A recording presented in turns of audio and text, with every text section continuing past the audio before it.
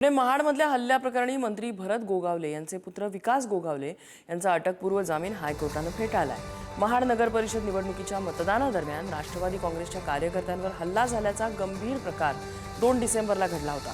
मंत्री भरत गोगावलेंचा पुत्र विकास गोगावले आणि त्यांच्या साथीदारांनी सुशांत जाबरे यांच्यासह त्यांच्या सहकाऱ्यांवर हल्ला केला होता। गाडीची तोडफोड करण्यात आली होती। कार्यकर्त्यांना मारहाणही झाली होती आणि रिव्हॉल्व्हरचा धाक दाखवून धमकावण्यात आलं होतं। या प्रकरणी महाड पोलीस ठाण्यात गुन्हा दाखल करण्यात आला असून विकास गोगावले फरार आहेत। एका जबाबदार मंत्र्याचा मुलगा अशा गुन्ह्यात सहभागी होत असेल तर हे गंभीर आहे असं परखड मत न्यायालयानं व्यक्त केलं। महाराष्ट्राच्या कॅबिनेटमधील एक मंत्री भरत गोगावले यांचा मुलगा फरार आहे। त्याच्यावरती तुम्ही प्रश्न का विचारत नाही? फार गंभीर गोष्ट आहे।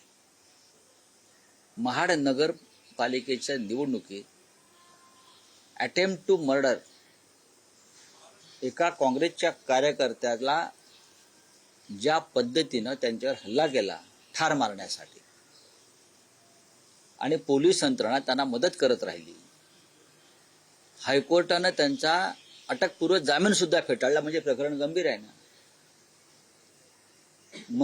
मंत्र्यांची मुलं, मंत्र्यांचे भाऊ यांना खून केले किंवा दरोडे टाकले, चोऱ्या केल्या, भ्रष्टाचार केला, तर त्यांना काय गृहमंत्री देवेंद्र फडणवीस आणि राज्याच्या पोलीस महासंचालकांनी अभय दिलाय का? संजय राऊताला काही माहिती नाही आहे महाडमध्ये काय घटना घडली, काय नाही, कशी घडली, कुणाकडनं सुरुवात झाली हे त्याला काही माहिती नाही संजय राऊतला। परंतु जे झालं ते झालं।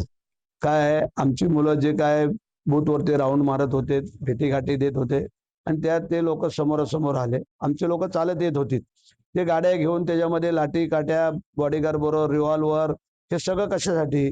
जर निवडणूक प्रक्रिया चालू आहे तर तुम्ही पण फिरा, आमचं त्याबद्दल दुमत नव्हतं।